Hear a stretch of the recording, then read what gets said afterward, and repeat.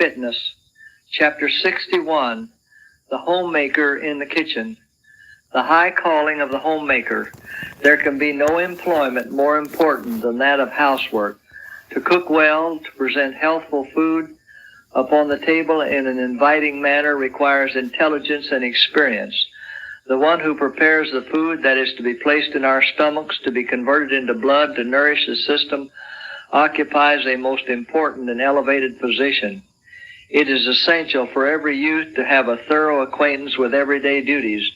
If need be, a young woman can dispense with the knowledge of French and algebra or even of the piano, but it is indispensable that she learn to make good bread, to fashion neatly fitting garments, and to perform efficiently the many duties that pertain to homemaking. To the health and happiness of the whole family, nothing is more vital than skill and intelligence on the part of the cook. By ill-prepared, unwholesome food, she may hinder and even ruin both the adult's usefulness and the child's development.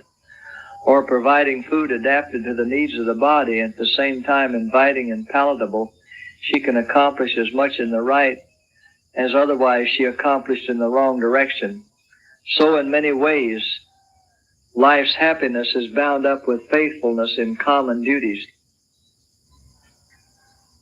The science of cooking is an essential art. The science of cooking is not a small matter. This art should be regarded as the most valuable of all the arts because it is so closely connected with life. It should receive more attention, for in order to make good blood, the system requires good food. The foundation of that which keeps people in health is the medical missionary work of good cooking. Often good health is made health deformed by the unpalatable preparation of food. The lack of knowledge regarding healthful cookery must be remedied before health reform is a success. Good cooks are few. Many mothers need to take lessons in cooking that they may set before the family well-prepared, neatly served food. Seek to become mistress of the art. Our sisters often do not know how to cook. To such I would say, I would go to the very best cook that could be found in the country and remain there if necessary for weeks until I become mistress of the art, an intelligent, skillful cook. I would pursue this course if I were 40 years old. It is your duty to know how to cook, and it is your duty to teach your daughters to cook. Study and practice. Food can be prepared simply and healthfully, but it requires skill to make it both palatable and nourishing. In order to learn how to cook, women should study and then patiently reduce what they learn to practice. People are suffering because they will not take the trouble to do this. I say to such, it is time for you to arouse your dormant energies and inform yourselves. Do not think the time wasted which is devoted to obtaining a thorough knowledge and experience in the preparation of healthful, palatable food. No matter how long an experience you have had in cooking, if you still have the responsibilities of a family, it is your duty to learn how to care for them properly. Both variety and simplicity are essential. The meals should be varied. The same dishes prepared in the same way should not appear on the table meal after meal and day after day. The meals are eaten with greater relish and the system is better nourished when the food is varied. Our bodies are constructed from what we eat, and in order to make tissues of good quality, we must have the right kind of food, and it must be prepared with such skill as will best adapt it to the wants of the system. It is a religious duty for those who cook to learn how to prepare healthful food in a variety of ways so that it may be both palatable and healthful.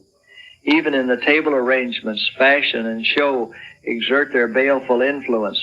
The healthful preparation of food becomes a secondary matter. The serving of a great variety of dishes absorbs time, money, and taxing labor without accomplishing any good. It may be fashionable to have half a dozen courses at a meal, but the custom is ruinous to health. It is a fashion that sensible men and women should condemn by both precept and example. How much better it would be for the health of the household if the table preparations were more simple. Results of poor cooking. Poor cookery is wearing away the life energies of thousands. More souls are lost from this cause than many realize. It deranges the system and produces disease. In the conditions thus induced, heavenly things cannot be readily discerned. Scanty, ill-cooked food depraves the blood by weakening the blood-making organs. It deranges the system and brings on disease with its accompaniment of irritable nerves and bad tempers. The victims of poor cookery are numbered by thousands and tens of thousands. Over many graves might be written, died because of poor cooking, died of an abused stomach. Teach your children how to cook. Do not neglect to teach your children how to cook. In so doing, you impart to them principles which they must have in their religious education. In giving your children lessons in physiology and teaching them how to cook with simplicity and yet with skill, you are laying the foundation for the most useful branches of education. Skill is required to make good light bread. There is religion in good cooking, and I question the religion of that class who are too ignorant and too careless to learn to cook. Instruct them patiently and cheerfully. Mothers should take their daughters into the kitchen with them when very young and teach them the art of cooking.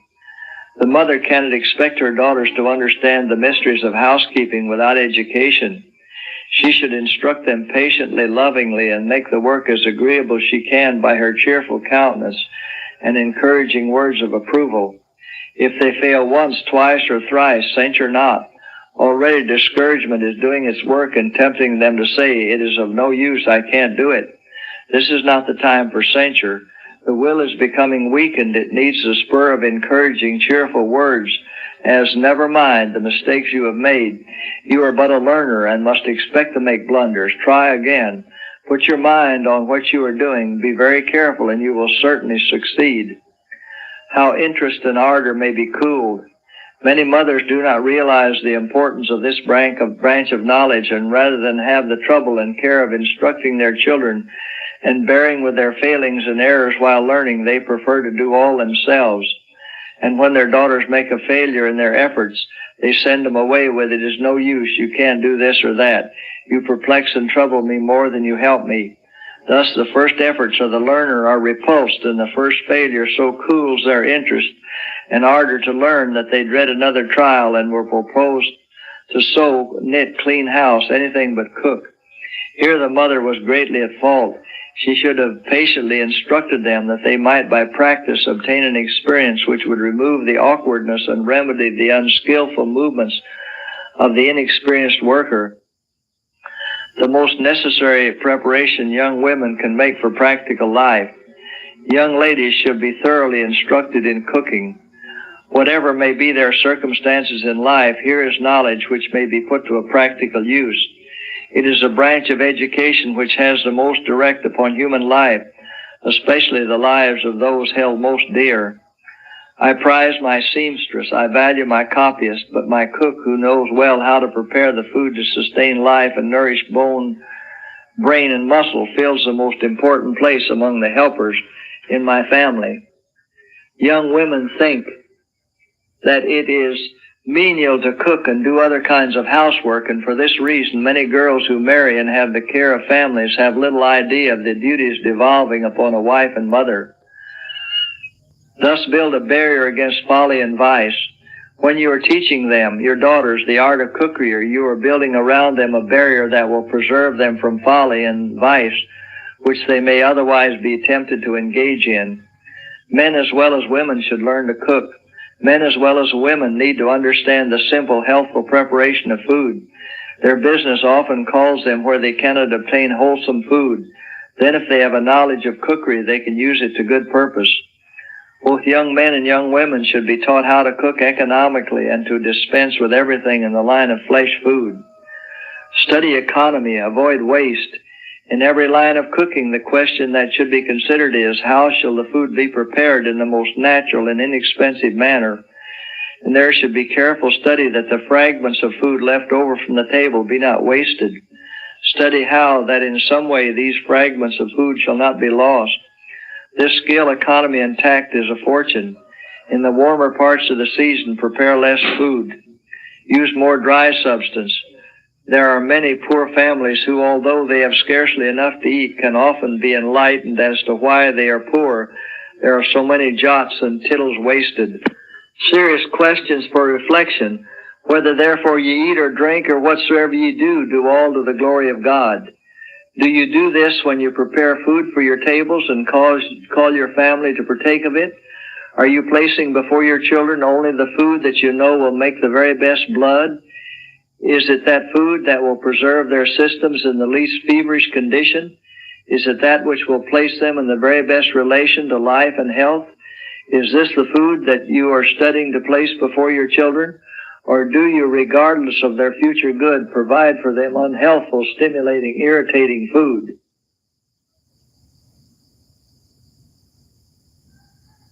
Chapter 63, Temperance in All Things. Intemperance causes most of life's ills. Intemperance is at the foundation of the larger share of the ills of life. It annually destroys tens of thousands. We do not speak of intemperance as limited only to the use of intoxicating liquors, but give it a broader meaning, including the hurtful indulgence of any appetite or passion. Through intemperance, some sacrifice 1/2 and others 2/3 of their physical, mental, and moral powers and become playthings for the enemy. Excessive indulgence is sin. Excessive indulgence in eating, drinking, sleeping, or seeing is sin. The harmonious, healthy action of all the powers of body and mind results in happiness, and the more elevated and refined the powers, the more pure and unalloyed the happiness. Temperance is a principle of the religious life. Temperance in all things of this life is to be taught and practiced. Temperance in eating, drinking, sleeping, and dressing is one of the grand principles of the religious life. Truth brought into the sanctuary of the soul will guide in the treatment of the body. Nothing that concerns the health of the human agent is to be regarded with indifference. Our eternal welfare depends upon the use we make during this life of our time, strength, and influence. Only one lease of life is granted us here, and the inquiry with everyone should be, how can I invest my life that it may yield the greatest profit? Our first duty toward God and our fellow beings is that of self-development. Every faculty with which the Creator has endowed us should be cultivated to the highest degree of perfection, that we may be able to do the greatest amount of good of which we are capable. Hence that time is spent to good account which is directed to the establishment and preservation of sound physical and mental health. We cannot afford to dwarf or cripple a single function of mind or body by overwork or by abuse of any part of the living machinery.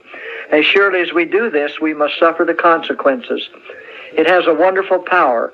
The observance of temperance and regularity in all things has a wonderful power.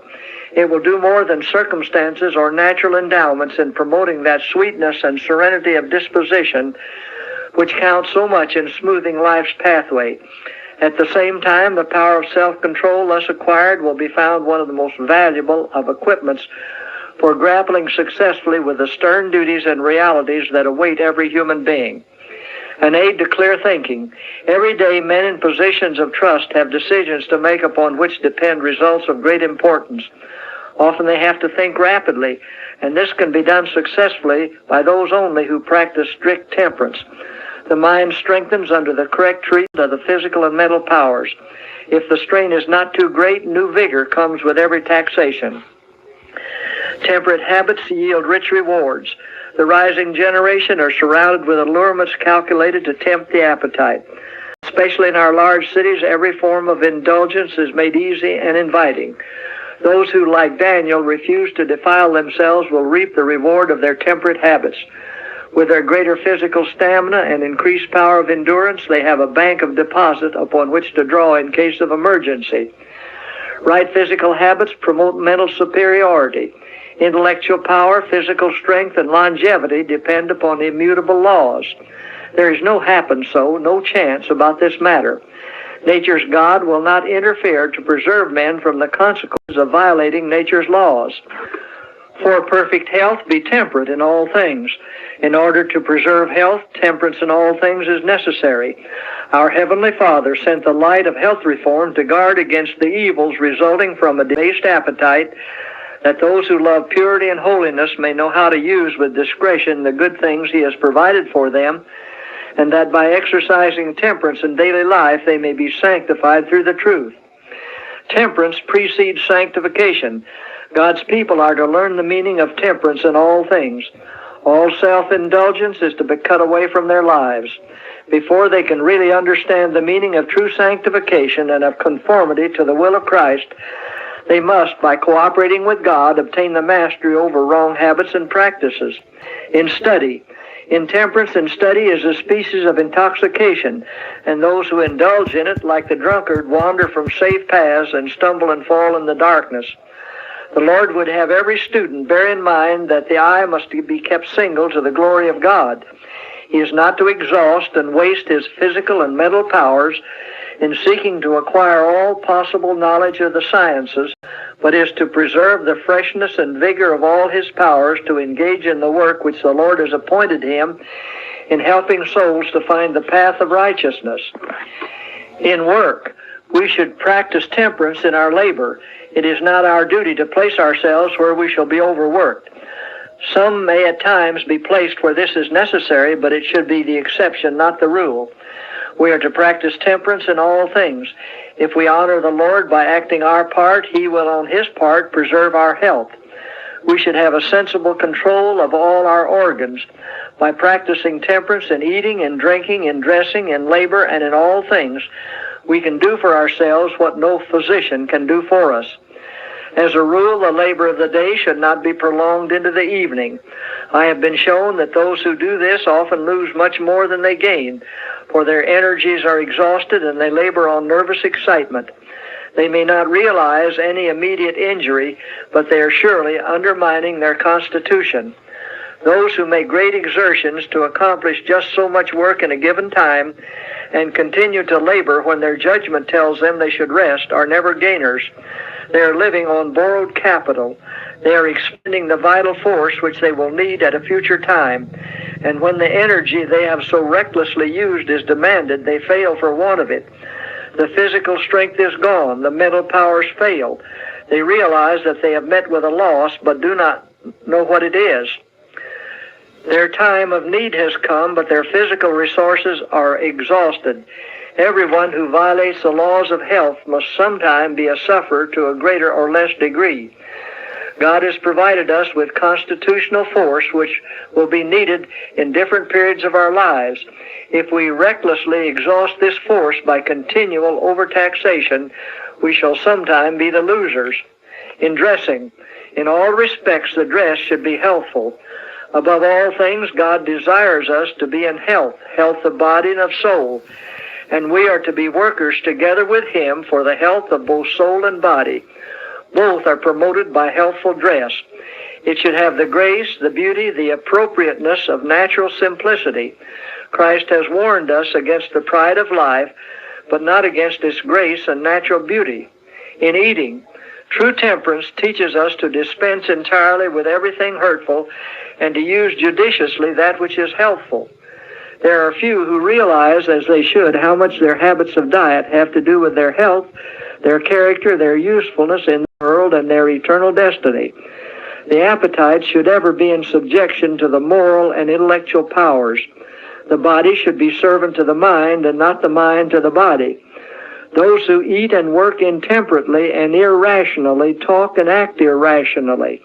It is not necessary to drink alcoholic liquors in order to be intemperate. The sin of intemperate eating, eating too frequently, too much, and of rich, unwholesome food, destroys the healthy action of the digestive organs, affects the brain, and perverts the judgment, preventing rational, calm, healthy thinking and acting. Special care not to overeat. In 9 cases out of 10, there is more danger of eating too much than too little. There are many sick who suffer from no disease. The cause of their sickness is indulgence of appetite. They think that if the food is healthful, they may eat as much as they please. This is a great mistake. Persons whose powers are debilitated should eat a moderate and even limited amount of food. The system will then be enabled to do its work easily and well, and a great deal of suffering will be saved. Do not deny God by one act of intemperance. We have been bought with a price. Therefore, we are to glorify God in our body and in our spirit, which are His. We are not to deny Him by one act of intemperance, because the only begotten Son of God has purchased us at an infinite cost, even the sacrifice of His life. He did not die for us in order that we might become slaves to evil habits, but that we might become the sons and daughters of God, serving Him with every power of the being. Those who have a constant realization that they stand in this relation to God will not place in the stomach food which pleases the appetite, but which injures the digestive organs. They will not spoil the property of God by indulging improper habits of eating, drinking, or dressing. They will take great care of the human machinery, realizing that they must do this in order to work in co-partnership with God. He wills that they shall be healthy, happy, and useful, but in order for them to be this, they must place their wills on the side of His will. Carry temperance into all details of home life. We urge that the principles of temperance be carried into all the details of home life, that the example of parents should be a lesson of temperance, that self-denial and self-control should be taught to the children and enforced upon them so far as consistent from babyhood. In the family circle and in the church, we should place Christian temperance on an elevated platform. It should be a living, working element, reforming habits, dispositions, and characters. Section 15, Fitting Attire. Chapter 65, The Blessings of Proper Dress, Appropriate and Becoming. Chapter 64, The Home and the Temperance Crusade. Intemperance is on the rampage. Intemperance still continues its ravages. Iniquity in every form stands like a mighty barrier to prevent the progress of truth and righteousness. Social wrongs born of ignorance and vice are still causing untold misery and casting their baleful shadow upon both the church and the world. Depravity among the youth is increasing instead of decreasing. Nothing but earnest, continual effort will avail to remove this desolating curse. The conflict with interest and appetite, with evil habits and unholy passions, will be fierce and deadly. Only those who shall move from principle can gain the victory in this warfare. Intemperance is on the increase in spite of the efforts made to control it. We cannot be too earnest in seeking to hinder its progress, to raise the fallen and shield the weak from temptation. With our feeble human hands we can do but little, but we have an unfailing helper. We must not forget that the arm of Christ can reach to the very depths of human woe and degradation. He can give us help to conquer even this terrible demon of intemperance. Total abstinence is the answer. The only way in which any can be secure against the power of intemperance is to abstain wholly from wine, beer, and strong drinks. We must teach our children that in order to be manly, they must let these things alone. God has shown us what constitutes true manliness. It is he that overcometh who will be honored, and whose name will not be blotted out of the book of life. Parents may, by earnest, persevering effort, unbiased by the customs of fashionable life, build a moral bulwark about their children that will defend them from the miseries and crimes caused by intemperance. Children should not be left to come up as they will, unduly developing traits that should be nipped in the bud, but they should be disciplined carefully and educated to take their position upon the side of right, of reform, and abstinence. In every crisis, they will then have moral independence to breast the storm of opposition, sure to assail those who take their stand in favor of true reform. Intemperance is often a result of home indulgence. Great efforts are made in our country to put down intemperance, but it is found a hard matter to overpower and chain the full-grown lion. If half these efforts were directed toward enlightening parents as to their responsibility in forming the habits and characters of their children, 1,000-fold more good might result than from the present course. We bid all workers in the cause of temperance Godspeed, but we invite them to look deeper into the cause of the evil they war against and go more thoroughly and consistently into reform. In order to reach the root of intemperance, we must go deeper than the use of alcohol or tobacco. Idleness, lack of aim, or evil associations may be the predisposing cause. Often it is found at the home table, in families that account themselves strictly temperate. Anything that disorders digestion, that creates undue mental excitement, or in any way enfeebles the system, disturbing the balance of the mental and the physical powers, weakens the control of the mind over the body, and thus tends toward intemperance. The downfall of many a promising youth might be traced to unnatural appetites created by an unwholesome diet. The tables of our American people are generally prepared in a manner to make drunkards. Appetite is the ruling principle with a large class. Whoever will indulge appetite in eating too often and food not of a healthful quality is weakening his power to resist the clamors of appetite and passion in other respects in proportion as he has strengthened the propensity to incorrect habits of eating. Tea and coffee are contributing factors. Through the intemperance begun at home, the digestive organs first become weakened, and soon ordinary food does not satisfy the appetite. Unhealthy conditions are established, and there is a craving for more stimulating food. Tea and coffee produce an immediate effect. Under the influence of these poisons, the nervous system is excited, and in some cases, for the time being, the intellect seems to be invigorated, the imagination more vivid. Because these stimulants produce such agreeable results, many conclude that they really need them, but there is always a reaction.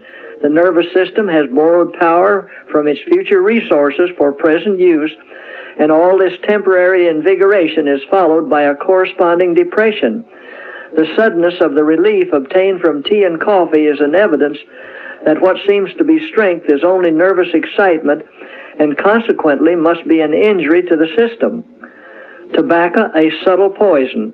Tobacco using is a habit which frequently affects the nervous system in a more powerful manner than does the use of alcohol.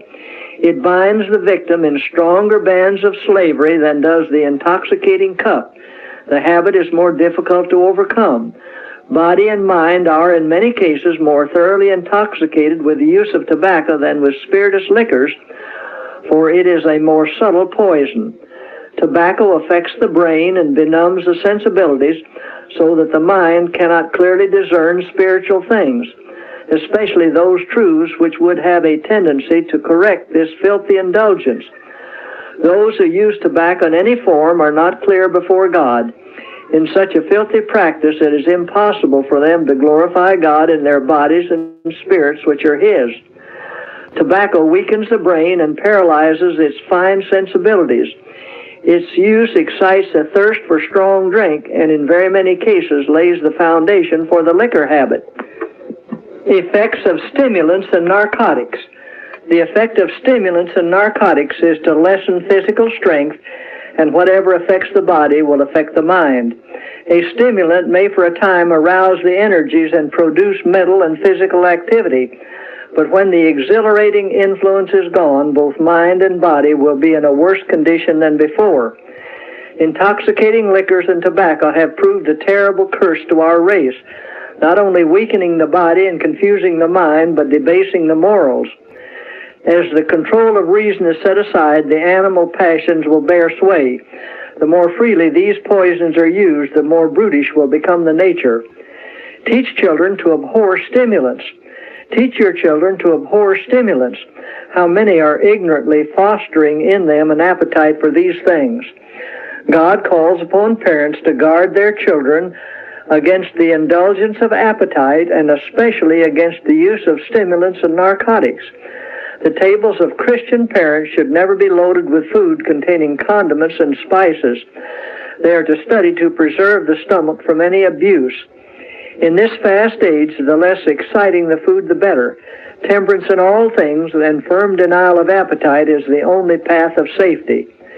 A challenge to parents. Parents may have transmitted to their children tendencies to appetite and passion, which will make more difficult the work of educating and training these children to be strictly temperate and to have pure and virtuous habits. If the appetite for unhealthy food and for stimulants and narcotics has been transmitted to them as a legacy from their parents, what a fearfully solemn responsibility rests upon the parents to counteract the evil tendencies which they have given to their children. How earnestly and diligently should the parents work to do their duty in faith and hope to their unfortunate offspring. Tastes and appetites must be educated. Parents should make it their first business to understand the laws of life and health, that nothing shall be done by them in the preparation of food or through any other habits which will develop wrong tendencies in their children. How carefully should mothers study to prepare their tables with the most simple, healthful food, that the digestive organs may not be weakened, the nervous forces unbalanced, and the instruction which they should give their children counteracted by the food placed before them. This food either weakens or strengthens the organs of the stomach and has much to do in controlling the physical and moral health of the children, who are God's blood-bought property. What a sacred trust is committed to parents to guard the physical and moral constitutions of their children, so that the nervous system may be well balanced and the soul not be endangered. Our sisters can do much in the great work for the salvation of others by spreading their tables with only healthful, nourishing food. They may employ their precious time in educating the tastes and appetites of their children, in forming habits of temperance in all things, and in encouraging self-denial and benevolence for the good of others. Negligent parents are responsible, many parents, to avoid the task of patiently educating their children to habits of self-denial, indulge them in eating and drinking whenever they please. The desire to satisfy the taste and to gratify inclination does not lessen with the increase of years, and these indulged youth, as they grow up, are governed by impulse, slaves to appetite. When they take their place in society and begin life for themselves, they are powerless to resist temptation. In the glutton, the tobacco devotee, and in the inebriate, we see the evil results of erroneous education. When we hear the sad lamentation of Christian men and women over the terrible evils of intemperance, the questions at once arise: who have educated the youth? Who have fostered in them these unruly appetites? Who have neglected the solemn responsibility of forming their characters for usefulness in this life and for the society of heavenly angels in the next? The real work begins at home. It is in the home that the real work must begin. The greatest burden rests upon those who have the responsibility of educating the youth, of forming their character. Here is a work for mothers in helping their children to form correct habits and pure tastes, to develop moral stamina, true moral worth. Teach them that they are not to be swayed by others, that they are not to yield to wrong influences, but to influence others for good, to ennoble and elevate those with whom they associate.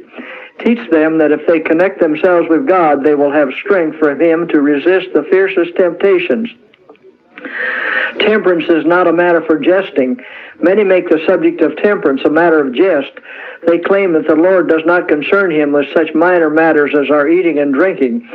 But if the Lord had no care for these things, He would not have revealed Himself to the wife of Manoah, giving her definite instruction and twice enjoining upon her to beware lest she disregard them. Is not this sufficient evidence that He does care for these things? Reform begins with the mother. The carefulness with which the mother should guard her habits of life is taught in the Scriptures. The reform should begin with the mother before the birth of her children, and if God's instructions were faithfully obeyed, intemperance would not exist. Not only the habits of the mother, but the training of the child were included in the angel's instruction to the Hebrew parents. It was not enough that Samson, the child who was to deliver Israel, should have a good legacy at his birth. This was to be followed by careful training. From infancy, he was to be trained to habits of strict temperance. The directions given concerning the Hebrew children teach us that nothing which affects the child's physical well-being is to be neglected. Nothing is unimportant. Every influence that affects the health of the body has its bearing upon mind and character. Temperance and self-control should be taught from the cradle. Upon the mother largely rests the burden of this work, and aided by the father, she may carry it forward successfully. Continue the lessons at fireside and at school. It is a most difficult matter to unlearn the habits which have been indulged through life and have educated the appetite. The demon of intemperance is not easily conquered. It is of giant strength and hard to overcome. But let parents begin a crusade against intemperance at their own firesides, in their own families, in the principles they teach their children to follow from their very infancy, and they may hope for success. It will pay you, mothers, to use the precious hours which are given you of God in forming, developing, and training the characters of your children. and in teaching them to strictly adhere to the principles of temperance in eating and drinking. Instruction in this line should be given in every school and in every home. The youth and children should understand the effect of alcohol, tobacco, and other like poisons in breaking down the body, beclouding the mind, and sensualizing the soul. It should be made plain that no one who uses these things can long possess the full strength of his physical, mental, or moral faculties. Make plain the effect of small deviations. It is the beginnings of evil that should be guarded against. In the instruction of the youth, the effect of apparently small deviations from the right should be made very plain. Let the youth be impressed with the thought that they are to be masters and not slaves. Of the kingdom within them, God has made them rulers, and they are to exercise their heaven-appointed kingship. When such instruction is faithfully given, the results will extend far beyond the youth themselves. Influences will reach out that will save thousands of men and women who are on the very brink of ruin. Build moral stamina to resist temptation.